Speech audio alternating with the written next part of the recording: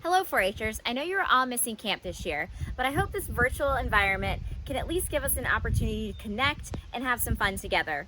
My name is Hope Roush, and I'm the Financial Literacy Leader at Ohio Valley Bank.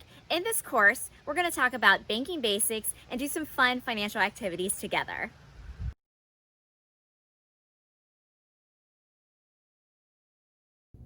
The main purpose of a bank is that it is a place that keeps your money safe, secure, and protected. That is because when you have a bank account, your money is insured by the FDIC. Banks also do a variety of other things, such as processing transactions, opening checking accounts, and getting you set up for debit cards, credit cards, and more. Banks are also a place that you go to when you need to see a loan officer, if you're looking to purchase perhaps a new home or a new car. In this lesson, we are going to go over the different types of bank accounts. So now we're going to talk about the basic bank account types. We're going to discuss checking accounts, savings accounts, certificate of deposit or CD, and money markets. The checking account is one of the most commonly used accounts. There are different types of checking accounts offered, which varies by bank. For example, at OVB, we offer a rewards checking account as well as a student checking account, which is available to customers at age 16. Once you are old enough, I highly encourage you to take advantage of the benefits that a student checking account provides. Checking accounts are usually the most commonly used bank account in everyday life. They keep your money safe, secure, and protected. They are an easy way to pay for things. Many people commonly use their debit cards for expenses, and the debit card is connected to the checking accounts. And then, of course, the checking accounts also include, well, checks.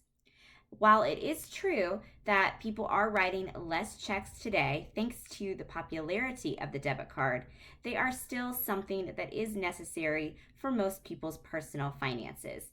Your 4-H club might even have their own personal checking accounts.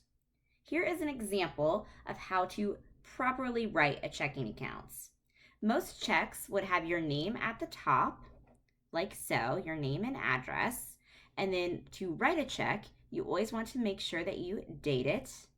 This says today's date, but of course, that means whatever day it is. Paid to the order of is who that check is for. Our example here said Acme Car Rental. So if your 4-H club, for example, had their own checking account and maybe they were buying posters from a local poster store, they could put, poster store. Then you always put the amount numerically in this little box. So this check is for $85, so they put $85 here. And then this is probably the most important part of writing a check, is where you actually write out that amount, because even though you have it numerically in this box, the value of the check is what is written out. You always want to start as far over as you can, and then you want to write that check out and draw your line. You don't actually have to put dollars on when it says dollars right here like this. Why do we draw that line? Well, we want to draw that line so no one could add any extra numbers or anything like that. Because even though, again, the amount is here, the value of the check is what is actually spelled out. And then memo, that is what the check is for. So in this case, they put rental car. If we were buying posters for 4-H club, we would put, purchase posters. And then you sign your name right here. In the front of your checkbooks is where your check register is located. You want to make sure that you fill this out and that you keep track of what you are spending from that checking account, whether it's your checks that you're writing and those debit card purchases. Debit cards have made it very easy to spend money from our checking accounts. Technology has made it very easy to keep track of what is in our checking accounts. Most people have net teller type things on their phones, apps. They can see how much money they've spent, but you still want to make sure that you are keeping track of all of your transactions. One, for fraud purposes. You might catch something online and you think, I didn't spend money on that. And you go back through your check register and you can confirm that you did not spend money on that specific item. Also, the main reason, of course, is you want to make sure that you never spend more than what you actually have in your checking account. You want to avoid overdrawing those accounts. To add money to your account is called making a deposit. Your checkbooks also have what are called deposit tickets or deposit slips. It says you can put cash and checks into your account in different ways. When you're ready to deposit money at your financial institution, you need to fill out a form called a deposit ticket. You'll find your deposit tickets in your checkbook behind the checks. They have printing on both sides.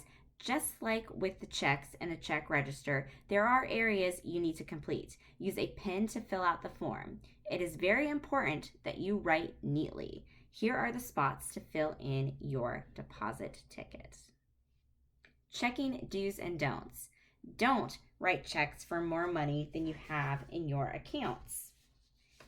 Don't use pencil. Why would we not want to use pencil? Well, pencil can be erased, so you always want to use blue or black ink. Don't sign blank checks. They can be stolen and used by someone else. Don't use other people's checks or let them use yours. Do keep all your checks in a safe place. Checks are money and can be stolen and used by other people, just like cash. If your checks are ever lost or stolen, call your financial institution immediately. Keep track of the money you take out of the ATM and debit card transactions because they can add up quickly. And again, you want to avoid overdrawing those accounts. You don't want to spend more money than what you actually have. Do put the right date on your checks. Sign your name like it's printed on the checks and write the check amount as far to the left as you can. Savings accounts. One of the best ways to see your money grow is to deposit it in a savings account. Savings accounts are important as they earn interest. Most banks offer different types of savings accounts. It's never too early to start saving. This is a picture of a flower. What happens when we water a flower? Well, it grows. When you have a savings account, you earn something that is called interest. Think of interest as helping your money grow. So just like when we water that flower and it grows, your money is going to grow because of interest. Savings tips. Here's an activity that I encourage you all to play at home.